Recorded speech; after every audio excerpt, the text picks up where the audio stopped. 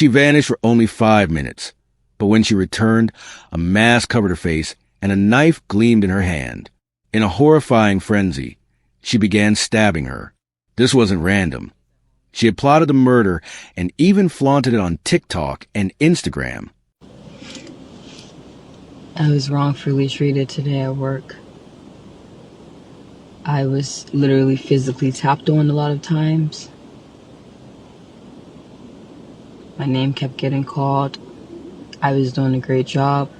I kept getting sabotaged, tempted, so my button can get pressed and I can go out of character. So although I went out of character, all I could say was stop talking to me. That's all I could say. Stop talking to me. And to walk into my space, still bothering me, and I said, get away from me. Please get out of my space if you don't mind. I can't talk right now, and you still continue to touch me. That made me very unhappy. It was ridiculous. Because I know that I'm a great person, and I know I won't be tolerating that. So since they decided to bully me, let the universe show them what's next. Because it wasn't right. It was ridiculous. And there will be hell to pay for that. Without a doubt. Everybody, I'm Rupert. And I'm Taryn Asher. We begin with a heartbreaking loss for one Metro Detroit family dealing really with an unthinkable tragedy. Yeah, Taryn, what began as a normal day at work quickly turned violent. A mother of 6 stabbed to death at an East Point McDonald's while doing her job. And Fox News' Camille Amiri joining us live with the very latest. And Camille, we understand you have spoken now with the woman's family. I mean, it's hard to imagine what they're going through. My mom, who was a good person. She was the best mom anybody could ever ask for. Jennifer Harris, a single mother of 6, a manager at McDonald's, fatally stabbed Thursday morning by one of her employees, according to police. Stay tuned as we reveal everything about this case. Drop a comment and let me know what you think about this story. Welcome to our channel. Please like this video, share and subscribe to this channel to help raise awareness and spread caution. Let's begin. The victim was Jennifer Harris, a 39-year-old McDonald's manager who was simply trying to do her job. She was a mother of 6 children who depended on her, a woman who showed up to work every day to provide for her family. On July 10th, 2025, she would never make it home to them again. The person responsible was Afeni Muhammad, a 26-year-old employee who worked at the same McDonald's location. What started as workplace disagreements had been building for days, playing out not just inside the restaurant, but across social media platforms where Afeni documented her growing anger and frustration for the world to see. Have you ever experienced tension in your workplace that made you uncomfortable? As we go through this story together, think about the dynamics you've witnessed or experienced yourself. Let me know in the comments what state you're watching from and whether you've ever seen warning signs that concerned you. Jennifer Harris held the position of manager, which meant she was responsible for making decisions about employee schedules, work assignments, and when to send staff home during slow periods.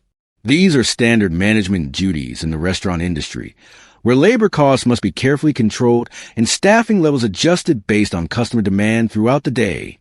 Afeni Muhammad worked as an employee at the same location, subject to the scheduling decisions and management directives that came from supervisors like Jennifer. In the restaurant business, it's common for managers to send employees home early when business is slow, as keeping excess staff during quiet periods increases labor costs unnecessarily.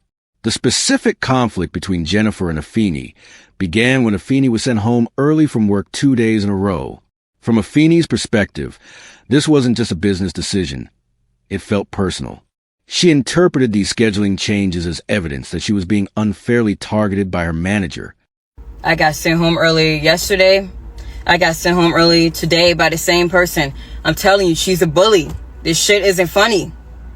She needs to understand that just because she's a mother and got children doesn't mean that she can come in the store, disrespecting people, talking to them like everybody's beneath her. She has no respect. And it isn't funny at all. Like, seriously, man, I got shit I gotta take care of. And she keeps sending me home early. It's not funny. She's playing games.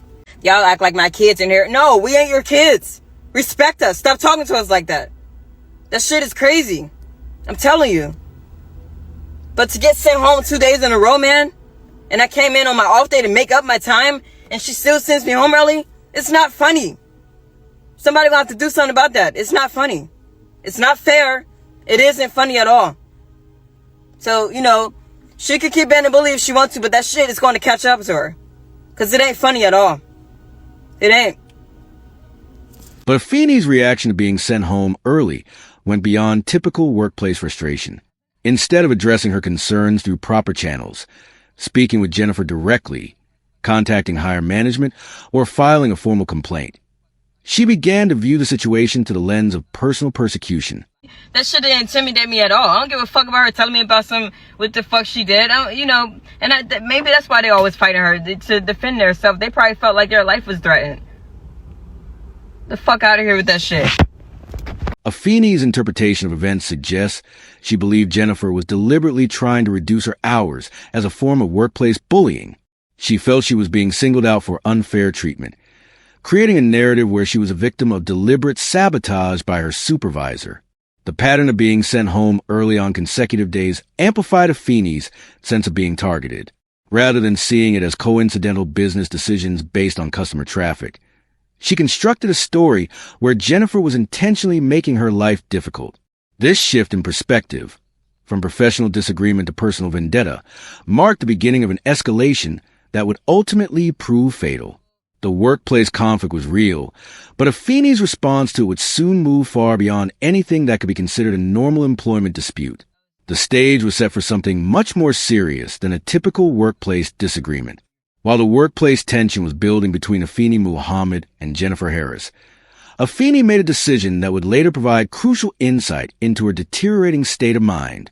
She began documenting her frustrations online, posting videos and messages across social media platforms that painted a detailed picture of someone whose anger was reaching dangerous levels. These weren't private journal entries or conversations with close friends. Afeni chose to make her grievances public, broadcasting her workplace complaints to anyone willing to listen. This decision to air her frustrations online would create a digital trail that revealed the escalating nature of her thinking in the days leading up to the attack. In her social media posts, Afeni consistently portrayed herself as a victim of systematic workplace harassment. She claimed she was being sabotaged by coworkers and management, describing her work environment as hostile and discriminatory. Her language became increasingly emotional as she detailed what she perceived as deliberate attempts to undermine her employment. The content of these posts went beyond typical workplace venting. Afeni used strong language to describe feeling physically and emotionally provoked by her colleagues. She specifically called Jennifer Harris a bully, accusing her manager of creating an atmosphere designed to drive her out of her job. That shit didn't intimidate me at all. I don't give a fuck about her telling me about what the fuck she did. Maybe that's why they always fighting her, to defend themselves. They probably felt like their life was threatened. The fuck out of here with that shit. What made these posts particularly concerning was their frequency and intensity. This wasn't someone making an occasional complaint about a bad day at work. Afeni was regularly posting about workplace conflicts, suggesting that these issues were consuming a significant amount of her mental and emotional energy. Her social media activity revealed a pattern of feeling victimized that extended beyond her workplace experiences. She also discussed unrelated personal disputes, interactions with acquaintances that frustrated her, and dissatisfaction with various aspects of her life, including side jobs and personal obligations. The posts alternated between specific workplace incidents and broader complaints about feeling isolated and pressured in multiple areas of her life. This pattern suggests that Afeni was experiencing stress from various sources simultaneously, with her workplace conflict serving as one part of a larger pattern of feeling mistreated and misunderstood. In several videos, Afeni made direct references to feeling sabotaged and disrespected. She described scenarios where she believed co-workers were deliberately making her job more difficult, though the specific examples she provided often seemed to involve normal workplace interactions that she was interpreting through a lens of persecution. Her emotional state in these videos was notable. She displayed strong emotional outbursts, speaking with visible anger and frustration about her situation. The intensity of her reaction seemed disproportionate to the workplace incidents she was describing, suggesting that deeper issues were contributing to her responses. Like, he disgusts me. He's a disturbing image. He looked like a fucking disease. A walking disease. Like, he just looks so disgusting that I just want to, like, oh my gosh, man. I'm just trying to like not say like how I feel right now. I don't want to sound violent, but I swear, man, he make me want to break his fucking neck. He make me want to break all of his fucking arms. He make me want to break his fucking legs. He make me want to rip his eyes out. He make me want to fucking ball him up and twist him and just fucking throw him out and just fucking rip him in pieces. Fuck. July 10th, 2025, started as what appeared to be another ordinary day at the McDonald's restaurant in East Point, Michigan. Employees arrived for their shifts. Customers began ordering their meals, and the routine operations of a fast food establishment continued as they had countless times before. Nobody could have predicted that by the end of the day, one person would be dead and another would be facing murder charges. For Afeni Muhammad, July 10th represented the culmination of days of building anger and frustration. Her social media posts had documented her escalating sense of persecution, and the workplace tensions with manager Jennifer Harris had been growing more intense. What happened next would transform an employment dispute into a deadly criminal act. The critical incident began when Afeni was once again sent home early from her shift. This marked the third time in a matter of days that she had been asked to leave work before completing her scheduled hours. From Afeni's perspective, this was further evidence of the systematic harassment she believed she was experiencing from Jennifer Harris and other management. Being sent home early for the third time appears to have been the trigger that pushed Afeni beyond her breaking point. Rather than accepting the dismissal and leaving the premises, she made a decision that would change multiple lives forever. Instead of going home, Afeni decided to return to the restaurant, but this time she would come armed. The gap between being sent home and returning to the restaurant represents the critical moment when Afeni made the choice to escalate from workplace conflict to workplace violence. During this time, she acquired a knife and made the conscious decision to use it against a manager she blamed for her problems. When Afeni returned to McDonald's, she took steps to conceal her identity by wearing a mask. This detail suggests premeditation. She understood that what she was about to do was wrong and illegal, and she attempted to hide her identity while committing the act. The mask also indicates that this wasn't a spontaneous act of passion, but a planned attack. The location of the attack is significant. Afeni targeted Jennifer Harris near the drive-thru window, an area of the restaurant that would have been visible to customers and other employees. This public location suggests that Afeni was either unconcerned about witnesses or possibly wanted the attack to be seen by others. The attack itself was brutal and sustained. Afeni stabbed Jennifer Harris multiple times, using enough force and persistence to cause fatal injuries. This wasn't a single moment of violence. It was a prolonged assault that demonstrated clear intent to cause serious harm or death. The attack was witnessed by a customer who was waiting in the drive-thru line. This individual found themselves in an impossible situation, watching a violent crime unfold in real time with no warning or preparation. Their response would prove crucial to preventing an even greater tragedy. The customer's decision to retrieve a firearm and fire a warning shot into the air represents a split-second choice that likely saved other lives. By disrupting the attack with the sound of gunfire, they were able to break Afeni's focus and create an opportunity to gain control of the situation. After firing the warning shot, the customer held Afeni at gunpoint until law enforcement authorities could arrive on the scene. This civilian intervention demonstrated remarkable presence of mind under extremely stressful circumstances. The customer had to quickly assess a dangerous situation, decide on an appropriate response, and execute that plan while someone's life hung in the balance. The timing of the customer's intervention was critical. If they had hesitated or chosen a different response, Afeni might have continued the attack on Jennifer or turned her violence toward other employees or customers who were present in the restaurant. The warning shot and subsequent attention prevented the situation from escalating into an even more devastating mass violence incident. Emergency medical services were called immediately after the attack was stopped. Jennifer Harris was rushed to a local hospital where medical professionals attempted to save her life. Despite their efforts, the injuries she sustained during the stabbing attack proved fatal, and she was pronounced dead after arriving at the medical facility. The severity of Jennifer's injuries speaks to the viciousness of the attack she endured. These weren't defensive wounds or injuries sustained during a brief altercation. They were the result of sustained, deliberate assault with a deadly weapon. The medical team's inability to save her life despite immediate treatment indicates just how serious her injuries were. Law enforcement officers arrived on the scene to find Afeni already subdued by the armed customer. She was taken into custody without further incident, suggesting that once the attack was interrupted, she didn't resist arrest or attempt to flee. This compliance with law enforcement might indicate that once her anger was spent, she understood the gravity of what she had done. The response time of emergency services and police was swift, but ultimately too late to save Jennifer's life. The damage had been done in the brief window between Afeni's return to the restaurant and the customer's intervention. This timeline demonstrates how quickly workplace violence can turn fatal when someone is determined to cause harm. The scene that first responders encountered was devastating. They found a workplace that had been transformed from a normal business environment into a crime scene, with employees traumatized by witnessing violence against their colleague and customers shocked by the brutality they had observed. For the customer who intervened, the psychological impact of witnessing such violence and being forced to take action to prevent further harm would likely be long-lasting.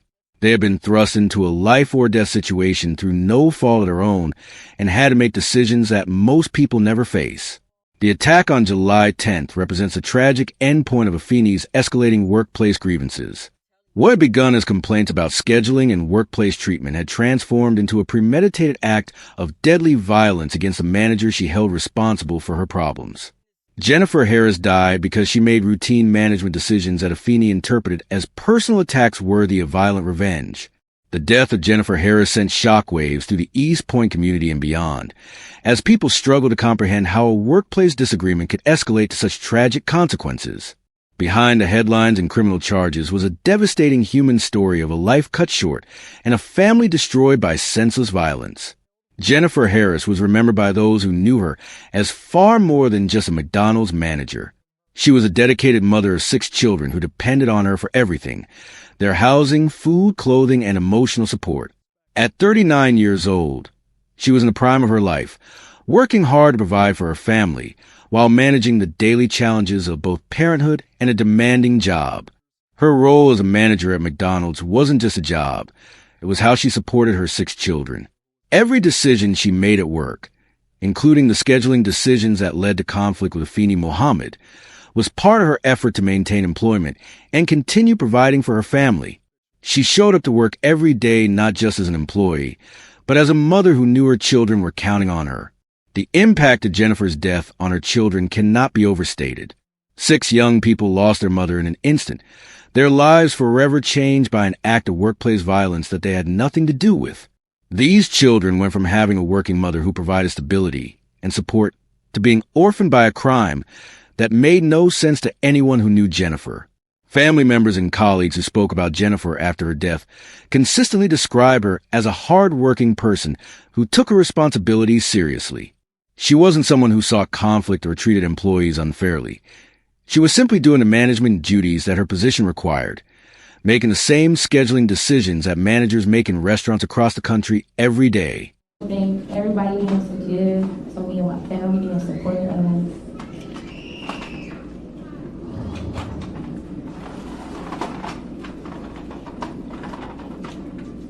My mama was good. My mama was so good.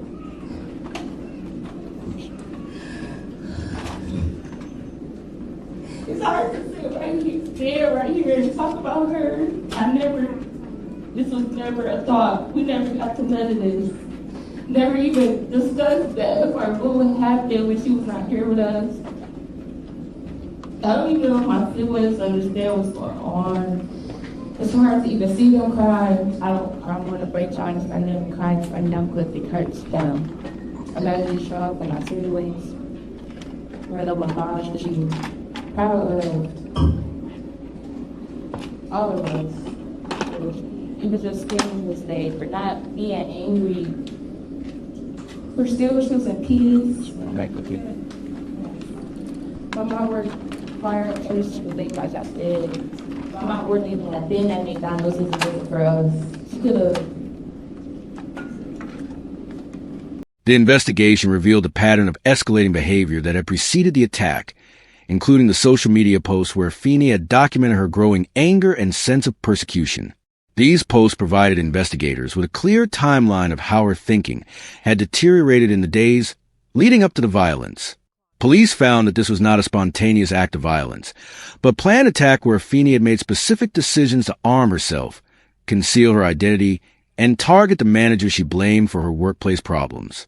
The premeditated nature of the crime would be crucial in determining the appropriate criminal charges. The community response to Jennifer's death was one of shock and sadness. Residents of East Point struggled to understand how their neighborhood McDonald's, a place where families regularly brought their children for meals, could become the scene of such brutal violence. The attack shattered the sense of safety that people expect in everyday locations. Feeney's social media activity had been public, raising difficult questions about when concerning behavior crosses the line into credible threats. The incident sparked debates within the community and online about mental health resources, workplace bullying, and the role that social media plays in amplifying conflicts. Some people viewed Feeney as someone who had been pushed too far by workplace mistreatment, while others saw her as someone whose response to normal workplace stress was completely disproportionate and criminal. Mental health professionals and workplace violence experts pointed to this case as an example of how warning signs can escalate into deadly actions when intervention doesn't occur. The social media posts, the escalating grievances, and the intensity of Feeney's emotional responses had created a pattern that threat assessment professionals recognize as dangerous. Jennifer Harris's death serves as a reminder that workplace violence affects real families with real consequences that extend far beyond the immediate victims. The tragedy that claimed Jennifer Harris's life offers crucial lessons about recognizing warning signs, understanding workplace dynamics, and preventing violence before it occurs. While we cannot change what happened in East Point, we can learn from this case to potentially prevent future tragedies. One of the most significant warning signs in this case was Feeney Muhammad's social media activity. Her public post documented a clear escalation in hostile thinking, moving from specific workplace complaints to broader feelings of persecution and victimization. Mental health professionals and threat assessment experts recognize this pattern as a potential indicator of someone who may be moving toward violence. The key difference between normal workplace venting and concerning behavior lies in the intensity, frequency, and interpretation of events. When someone consistently portrays themselves as a victim of deliberate persecution, uses increasingly emotional language, and shows no insight into their own role in conflicts, these can be warning signs that require attention. Workplace conflict are inevitable in any job, but the way people process and respond to these conflicts varies dramatically. Most employees who disagree with management decisions find instructive ways to address their concerns, speaking with supervisors, contacting human resources, or seeking employment elsewhere if necessary. When someone's response becomes consumed with thoughts of persecution and revenge, the situation becomes dangerous. The role of social media in amplifying conflicts cannot be ignored. Platforms that allow people to broadcast their grievances publicly can serve as echo chambers that reinforce hostile thinking. When someone spends significant time documenting their victimization online, they may be reinforcing thought patterns that make violence seem justified or inevitable. Bystander intervention played a crucial role in preventing this tragedy from becoming even worse. This case highlights the importance of having systems in place to address employee grievances before they escalate. While not every workplace conflict can be prevented, having clear communication channels, fair dispute resolution processes, and training for managers on recognizing concerned behavior can help identify problems before they become dangerous.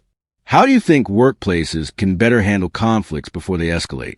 The answer often lies in early intervention, clear communication, and taking seriously any signs that someone's thinking is becoming hostile or obsessive about workplace issues.